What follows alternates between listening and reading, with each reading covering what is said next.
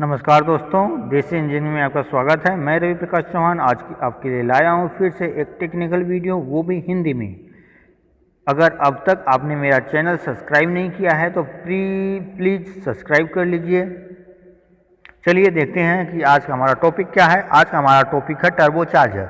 Turbo charger क्या है, ये कैसे वर्क करता है, ये कहाँ यूज होता है, इसके बारे में हम सीखेंगे। टर्बो चार्जर एक तरह की ऐसी डिवाइस है जो इंजन की एफिशिएंसी को बढ़ा देता है। आप फिगर में देख रहे हैं, ये टर्बो चार्जर और इंजन का पूरे असेंबली है। जैसे ये वाला जो पार्ट है आपका इंजन है, ये टर्बो चार्जर है, ये एयर कूलर है, ये मुफलर है। हम जानते हैं कि जब इंजन चलता है तो उसमें एग्जॉस्ट गैस निकलती है। एग्जॉस्ट गैस मतलब वो जो बर्न गैस ने वह धुआं जिसे बोलते हैं वो निकलता है, उसका वो सीधे वातावरण में चला जाता है। उस गैस का जो एनर्जी रहती है उसको हम यूज नहीं कर पाते हैं और उसे वातावरण में उसी तरह जाने देते हैं। हम उसी गैस का जो एग्जॉस्ट गैस होती है, उसी गैस के यूज से हम टर्बो चार्जर चलाते हैं और इसमें टर्बो चार्जर के लिए अलग से किसी सोर्स का पावर सोर्स का यूज नहीं करते हैं। टर्बो चार्जर में दो पार्ट्स होते हैं, दो तरीके की व्हील लगी होती है। एक टरबाइन व्हील होती है, जैसे ये वाला जो पार्ट है ये टरबाइन व्हील है। दूसरा जो पार्ट होता है कंप्रेसर पार्ट होता है। एक टरबाइन होता है, दूसरा कंप्रेसर होता है। सबसे पहले जब एग्जॉस्ट गैस आती है इंजन से जो निकलती है, वो यहाँ से आते हुए टरबाइन व्हील पे स्ट्राइक करती है, जिससे टरबाइन घूमने लगता है।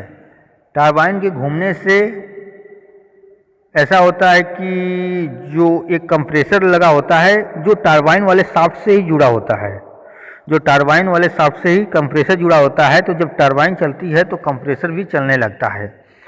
कंप्रेसर जब चलता है तो जो एग्जॉस्ट एम्बिएंट एयर होती है, जो वातावरण की जो एयर होती है, वो एयर फिल्टर से होते हुए कंप्रेसर में चला जाता है। कंप्रेसर उसे कंप्रेस करता है, जिससे अगर हम उसका टेम्परेचर कुछ बढ़ जाता है। हम जानते हैं PV बराबर nRT, यानी कि जब प्रेशर बढ़ता है तो टेम्परेचर ऑटोमेटिकली बढ़ जाता है।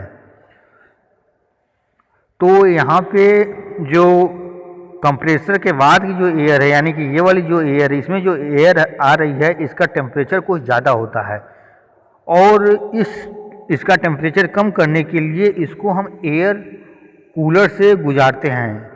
एयर कूलर से जब ये एम्बिएंट गैस जाती है, कंप्रेसर से जो आ रही है वो जाती है, तो ये ठंडी हो जाती है और इसको हम इंजन में वापस भेज देते हैं।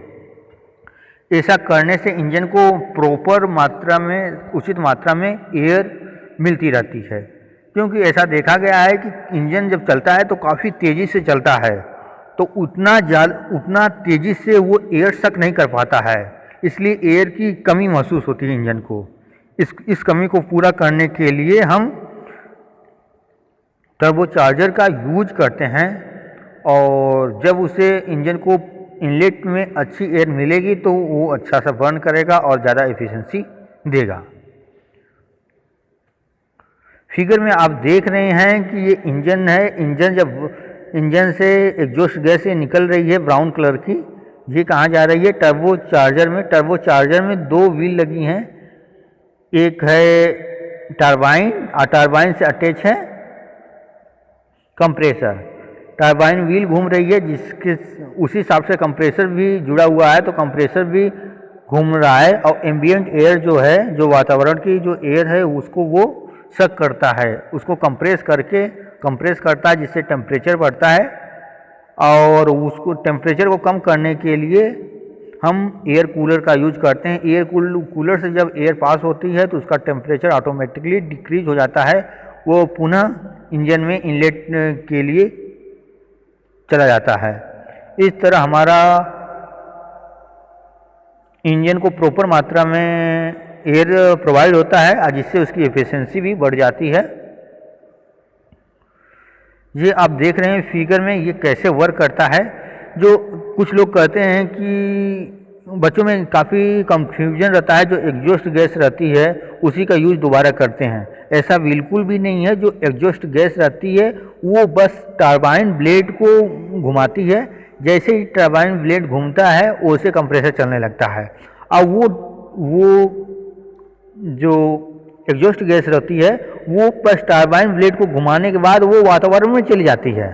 पहले जो सिंपल से सीधे वातावरण में छोड़ते थे वो टरबाइन ब्लेड को घुमा के अब जा रही है, और उसी हिसाब से कंप्रेसर जुड़ा होता है। तो कंप्रेसर जो वातावरण में जो गैस है उसका यूज करती है।